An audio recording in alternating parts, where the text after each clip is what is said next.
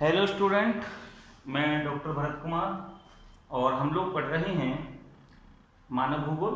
और मानव भूगोल का जो टॉपिक चल रहा है प्रदूषण।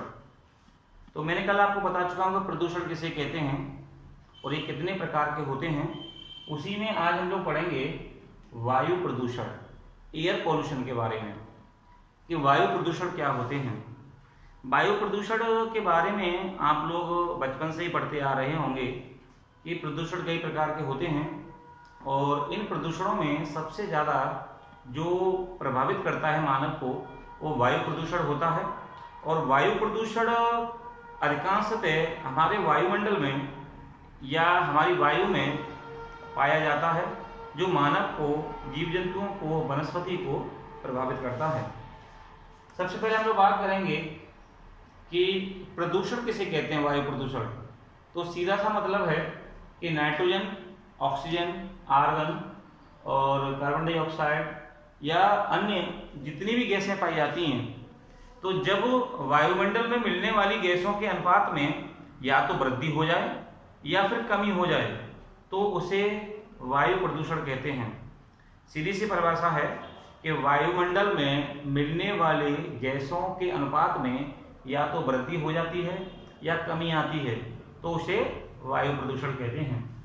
अब जो वायु प्रदूषण जो होता है वो मुख्य रूप से दो प्रकार से फैलता है।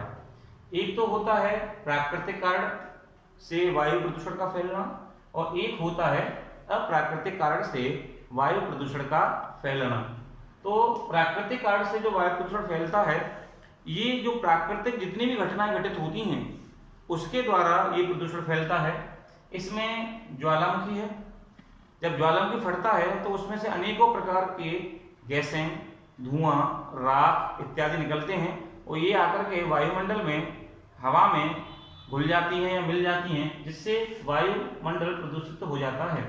वहीं तूफान, जब अधिक तीव्र गति से तूफान चला करते हैं तो वो अनेक प्रकार से मिट्टियों को या अन्य कणों को हवा में उड़ा देते हैं और वही कण वायु में मिल जाते हैं, जिससे कि वायु प्रदूषित हो जाता है। वहीं दावानल का मतलब होता है वनाग्नि। वनों में जब आग लग जाती है तो वहां पर भी धुआं हो जाता है, जिसकी वजह से वायु प्रदूषित हो जाता है। वहीं भूस्खलन की स्थिति, लैंडस्लाइड, जब कोई चट्टान नीचे फिसलती है तो अपने साथ में अनेक मलबा नीचे लेके आती है और वो जो मलबा जब वो नीचे आता है तो एक धूल के रूप में उड़ने लगता है, जो कि वायुमंडल में मिल जाता है, जिसकी वजह से वायु प्रदूषित हो जाती है। तो ये तो रहा प्राकृतिक कारण। इसी के साथ साथ अप्राकृतिक कारण भी होता है जो कि प्रदूषण फैलाता है। इसमें है परिवहन के साधन। परिवहन के साधन की हम लोग बात करेंगे तो जितने भी साधन जो पेट्रोल या डीजल से चलते हैं वो सारे के सारे साधन जहरीला धुआं छोड़ते हैं और वो जहरीला धुआं वायुमंडल में आता है और वायुमंडल में आकर के प्रदूषण फैल जाता है। इसके अलावा ईंधन की बात करेंगे तो यहाँ पे कोयला है, पेट्रोल है। तो ये जब कोयला या पेट्रोल को या लकड़ी को जब हम लोग जलाते हैं तो उसके जलाने से वायुमंडल में प्रदूषण फैल जाता है। धूम्रपान की वजह से भी वायुमंडल दूषित होता है। रेडियोधर्मी प्रदूषण या परमाणु जो परीक्षण किए जाते हैं उनकी वजह से भी वायु प्रदूषण फैलता है। तो ये तो रहा प्राकृतिक और अप्राकृतिक कारण जिसकी वजह से वायु प्रदूषण फैलता है। अब जब ये वायु प्रदूषण फैल जाता है तो इससे कौन कौन से दुष्परिणाम हो सकते हैं? तो इससे कई सारे दुष्परिणाम होते हैं। सबसे पहले मानव, इससे मानव सबसे ज्यादा दूषित हुआ है। जैसा कि अगर हम लोग देखेंगे तो ऐसे शहर जो मेट्रो सिटी होती हैं वहां पे जनसंख्या बहुत ज्यादा पाई जाती है, वहां की जो वायु है वो मुख्य रूप से दूषित हो चुकी है। वहां के लोगों को सांस लेने में भी समस्या आती है और उनके जो फेफड़े होते हैं वो भी क्या धीमे धीमे इससे दूषित हो जाते हैं, जिससे अनेक प्रकार की बीमारियां फैल जाती हैं, जैसे सांस लेने में दिक्कत आना इत्यादि हो जाती हैं। वनस्पति पर भी दुष्प्रभाव होता है कि जब वायुमंडल हमारा दूषित हो जाता है और वायुमंडल के दूषित होने से जो वनस्पति होती है वो भी उस वायु के संपर्क में आती है और वो भी प्रभावित हो जाती है।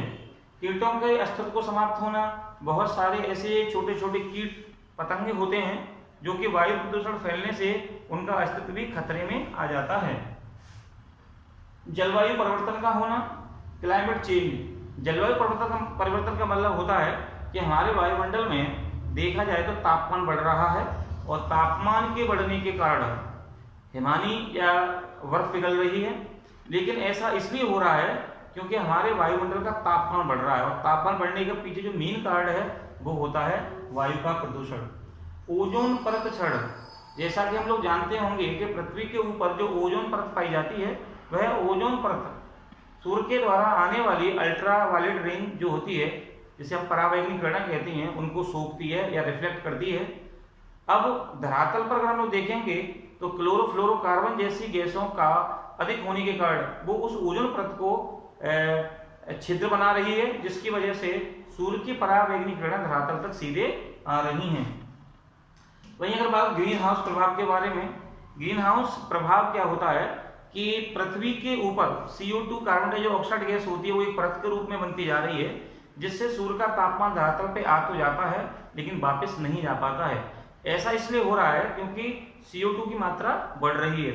और मैं आपको पहले बता चुका हूं कि वायुमंडल में जो गैसें पाई जाती हैं, चाहे वो नाइट्रोजन हो, ऑक्सीजन हो, आर्गन हो, कार्बन डाइऑक्साइड हो, इनकी गैसों में जब वृद्धि हो जाती है, कमी आती है, तो वायु प्रदूषण फैल जाता है। इसके अलावा महानगरों में कोहरे का गुम्मद बनना, तो जितने भी बड़े बड़े मेट्रो सिटी होते हैं वहाँ पर भी बहुत ज़्यादा मात्रा में जब वायु प्रदूषण फैल जाता है तो वहाँ पे सुबह सुबह स्मॉग छा जाता है। स्मॉग एक तो होता है फॉग, एक होता है स्मॉग। फॉग नेचुरल होता है जबकि स्मॉग मानव के द्वारा बनाया हुआ होता है, तो वहाँ स्मॉग फैल जाता है, जिसकी वजह से वहाँ पर कोहरे के गुम्मद का धुआं छा जाता है शहरों के ऊपर, जो कि मानव के लिए हानिकारक होता है। तो ये तो हो गया कि कौन कौन से कारण हैं या प्रकार हैं जिससे वायु प्रदूषण फैलता है, और ये इसके दुष्परिणाम हो गए।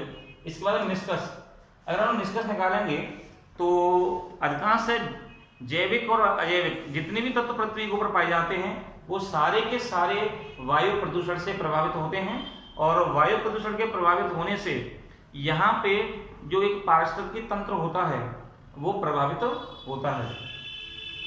अब हम लोग बात करेंगे कि यहाँ थोड़ा सा ये ब्रैकेट देख लीजिए कि चीन में 30 नवंबर 2015 को एक रेड अलर्ट जारी किया गया था।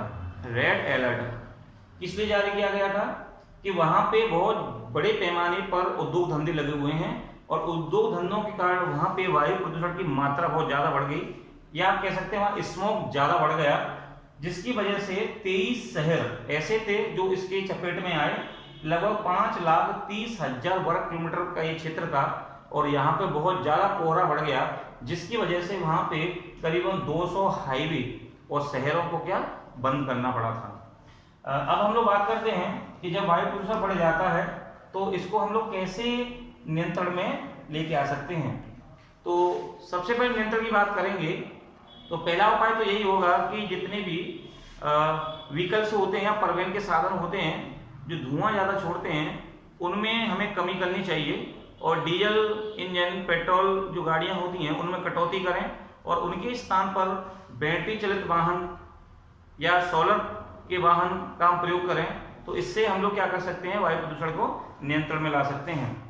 अगला इसी में अगर हम लोग देखेंगे तो दूसरा पॉइंट हमारा है कि वायुमंडल में हम ज़्यादा से ज़्यादा वृक्षों को लगाएं, क्योंकि जब वायुमंडल जब वृक्ष ज़्यादा होंगे तो अगर मान जो CO2 की मात्रा बढ़ रही होगी तो वो वृक्ष उस CO2 को ऑक्सीजन में कन्वर्ट कर देंगे, जिससे भी क्या होगा कि हमारा जो वायुमंडल है वो क्या संतुलन अवस्था में रहेगा। इसके अलावा अगर हम देखेंगे तो जो धुएं वाले चूल्हे होते हैं उनमें भी हमें कटौती करनी चाहिए, और जैसे ग्रामीण क्षेत्रों में देखा होगा आपने कि लकड़ी से या कोयले से खाना बनाया जाता है, उसके स्थान पर अन्य उपाय जैसे कि LPG का प्रयोग करें, तो इससे भी क्या होता है कि वायु प्रदूषण नियंत्रण में आता है। वहीं सरकार के द्वारा भी कुछ नीतियां बनाई गई हैं, अगर उन नीतियों का हम लोग पालन करें तो भी हम लोग क्या वायु प्रदूषण को कम कर सकते हैं। वहीं जो ईंट भट्टे होते हैं या ईंट बनाई जाती है उनकी चिमनियाँ होती हैं, उन चिमनियों की ऊंचाई हम ज़्यादा रखें तो भी वायुमंडल में कम प्रदूषण हो सकता है। इसके अलावा जितने भी उद्योग धंधे लगाए जाते हैं उन सब में उच्च तकनीकी का हमें प्रयोग करना चाहिए। हालांकि आपको पता होगा कि सरकार ने इसको रोकने के लिए अभी जो BS 5 और 6 जो नई गाड़ियां आ रही हैं, 2 व्हीलर गाड़ियां या 4 व्हीलर गाड़ियां, सरकार ने उनमें मॉडिफाई कर दिया है और लेटेस्ट में और G6 गाड़ियां आ रही हैं जो कि बहुत ही कम प्रदूषण को फैलाती हैं। तो ये रहा आज का हमारा टॉपिक जिसका नाम था एयर पॉल्यूशन, और कल हम लोग नेक्स्ट पॉल्यूशन के बारे में पढ़ेंगे। Thank you.